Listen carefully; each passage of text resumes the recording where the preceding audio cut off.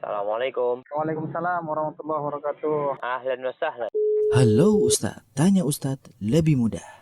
Siapakah Dzulkarnain ini? Mungkin ada yang bertanya, kenapa tidak Allah jelaskan tentang sejarahnya, siapakah dia, tahun berapa? Saya katakan tadi, ini Al-Quran bukan kitab tarikh, bukan kitab sejarah. Dan siapakah orang ini? Apakah sejarah mencatat? Saya katakan tidak semua orang yang hebat dicatat sejarahnya. Sulaiman alaihissalam yang begitu hebat, sejarahnya pun tidak detail. Bagaimana dia bisa ngomong sama hewan? Kita tahu itu dari Al-Quran. Ya, kita tahu itu dari Al-Quran. Bisa bicara dengan hewan dan kehebatan yang lainnya. Ya. Tidak disebutkan dalam buku-buku sejarah. Ya, padahal kekuasaannya luas waktu itu Nabi Sulaiman alaihissalam. Nah, sejarah bisa hilang. Tidak seperti zaman sekarang bisa didokumentasi lewat HP, lewat macam-macam. Zaman dulu nggak ada seperti itu, nggak ada alat-alat yang canggih sehingga sejarah mungkin dicatat kalau nggak prasasti atau hilang atau yang lainnya terkena dalam peperangan hancurlah buku-buku sejarah. Bisa juga sejarah tersebut hilang dengan bencana alam dan banyak sebab. Tapi kita yakin bahwa ini pernah terjadi meskipun kita nggak tahu siapa persis Dzulkarnain tersebut. Sebagian ulama dan banyak ulama berpendapat Dzulkarnain adalah Iskandar Al-Makedoni atau Alexander bin Philips, ya. Alexander Philips yang dia adalah seorang yang berasal dari daerah Makedonia di Yunani yang dia hidup sekitar 300 tahun sebelum Masehi, sebelum lahirnya Nabi Isa alaihissalam. Ya, ketika bapaknya meninggal kemudian dia pun menguasai Yunani, akhirnya dia memperluas ke daerah kekuasaannya sampai ke timur dan ke barat. Dan dialah Iskandar Agung, Alexander, ya. Yang dikatakan bahwasanya dia tidak pernah kalah dalam peperangan. Alexander tidak pernah kalah dalam peperangan. Sehingga sebagian ulama berpendapat dia adalah Alexander Agung, itulah Dzulkarnain, ya. Namun dibantah oleh para ulama, dibantah oleh banyak ulama. Yang bantah di antaranya adalah Ar-Razi dalam tafsirnya, Tafsir Al-Kabir. Dibantah oleh Ibnu Hajar dalam Fathul Bari. Dibantah oleh Ibnu Katsir dalam Bidayah wan Nihayah dan juga dalam tafsirnya. Dibantah oleh Ibnu Taimiyah dalam Majmu' Fatawa, dibantah oleh Ibnu Al-Qayyim dalam Ighatsatul Lahfan. Itu banyak ulama yang bantah hal tersebut, ya. Bahwasanya Alexander bin Philips atau Alexander Philips bukanlah Iskandar. Bukanlah Dzulkarnain, ya. Bukanlah Dzulkarnain. Di antara dalil yang disebut oleh Ibnu Hajar rahimahullah bahwasanya Dzulkarnain bukan Alexander. Ibnu Hajar sebutkan, bukan saya. Ibnu Hajar sebut dalam Fathul Bari. Ini juga disebut oleh Ibnu Katsir dalam Bidayah wan Nihayah. Yang pertama dari sisi waktu. Sebagian riwayat seperti disebutkan oleh Ibnu Hajar dan juga oleh Ibnu Katsir bahwasanya para salaf menyebutkan Dzulkarnain ini tinggal di zaman Nabi Ibrahim alaihissalam. Ada yang mengatakan dia masuk Islam lewat tangan Nabi Ibrahim alaihissalam. Kemudian dia berhaji, berjalan kaki dan seterusnya. Jadi dia hidup di zaman Ibrahim. Ini pendapat dipilih oleh Imam Al-Bukhari. Oleh karenanya Imam Al-Bukhari menyebutkan kisah Dzulkarnain wa yas'alunaka an Dzulkarnain juga dalam Sahih Bukhari.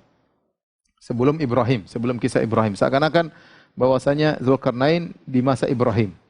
Oleh karenanya Ibnu Hajar merajihkan bahwasanya Dzulkarnain yang dimaksud oleh Allah hidup di zaman Nabi Ibrahim alaihissalam. Dan itu ribuan tahun sebelum Masehi. Ini benar. Sementara Alexander Agung, Alexander Philips ini hidup di sekitar 350-an tahun sebelum Masehi. Sehingga jarak ribuan tahun antara Alexander Agung dengan Dzulkarnain. Sehingga Dzulkarnain bukan Alexander. Ini perbedaan pertama. Perbedaan kedua, Ibnu Hajar mengatakan bahwasanya Alexander ini kafir. Dzulkarnain muslim mukmin. Yang kedua, ternyata Alexander ini punya menteri namanya Aristoteles. Dan Aristoteles ini kafir. Aristoteles kafir sebagaimana dikatakan oleh Ibnu Hajar menukil perkataan Razi. Ya. Saya bacakan perkataan Ibnu Hajar tentang Alexander Agung dengan Aristoteles menterinya.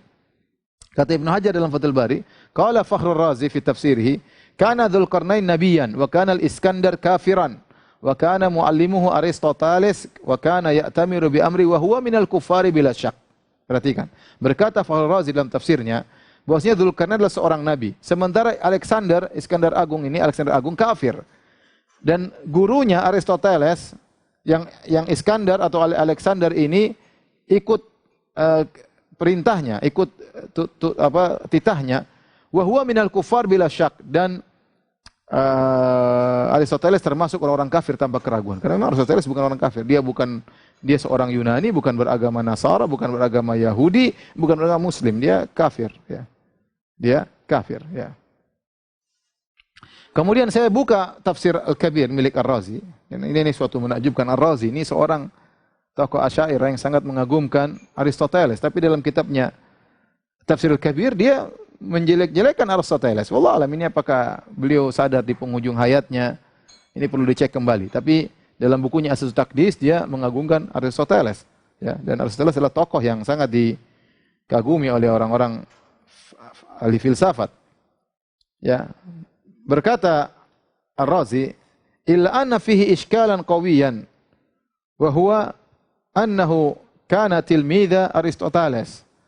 Orang yang mengatakan bahwasanya Dzulkarnain adalah Iskandar atau Alexander, Iskandar bahasa kita, Alexander bahasa Yunani itu Inggris ya.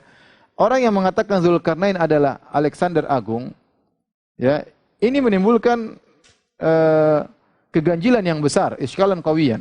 Kenapa? Karena Alexander ini muridnya Aristoteles, kata dia. Bukan orang beriman. Al-Hakim Aristoteles, orang yang wise man, orang bijak, orang filsuf. Wa kana ala madhhabihi, dan Alexander berada di atas pemikiran Aristoteles. Fata'dhimullahi iyyahu yujibul hukma bi anna madhhab Aristoteles haqqun wa sidqun wa dzalika mimma la sabila ilaihi wallahu alam. Kata beliau, berarti kalau kita lihat Allah mengagungkan Dzulkarnain, sementara kalau Dzulkarnain adalah Alexander, berarti Allah mengagungkan Alexander.